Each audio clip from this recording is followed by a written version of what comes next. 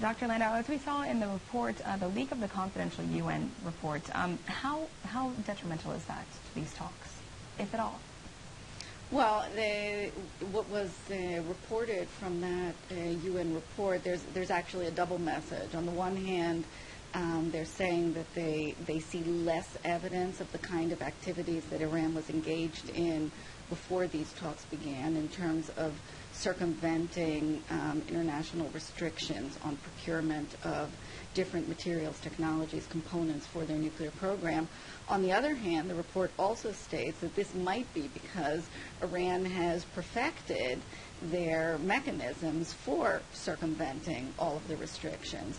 And two issues that they mentioned in particular is that they're using the petrochemical industry in order to sneak in components that they need for their heavy water reactor at Iraq, which is a major issue that will now be on the table for the talks, as well as different types of titanium tubes that they're bringing them in with big shipments of other types of tubing. They're including these in that. Yeah. So the idea is that yes, on the one hand, it looks like they're not engaged in the same kind of activities, but on the other hand, probably it's because they're just getting better at getting around the sanctions and restrictions. Well, it does sound like they are cutting curbs there. And going back to the talks, President Obama said he gives them a 50% chance of succeeding. What are your thoughts?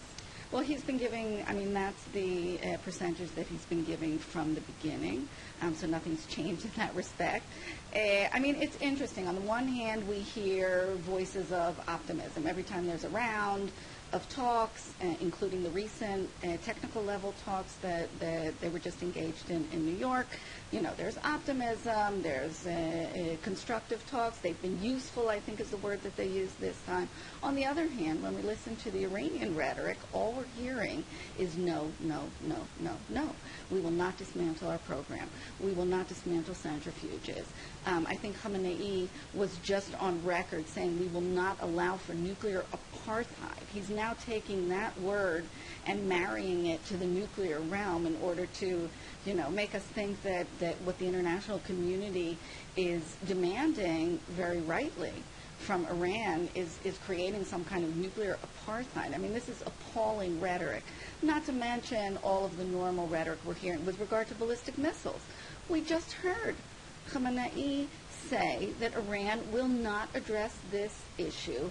Moreover, he just gave instructions to those that are constructing nuclear ballistic missiles to increase production. Iran is talking about that stupid and idiotic expectation. Yeah. And Iran has been talking about the fact that not only will they not dismantle centrifuges, they want to add another some 30,000 centrifuges for their plans for the so-called civilian program down the line. So it's hard to see where the coming together of the positions will be. On the other hand, we do see the P5+1 looking like they might be conceding on key aspects with regard to Iraq and with regard to another issue that's quite important, the possible military dimension. I do think the West, and Iran, it's in everyone's interest to reach some sort of an agreement. It is, but the question is what kind of agreement we're going to get and whether they will concede a mediocre to bad agreement, and that would be bad news. Well, we'll see the outcome of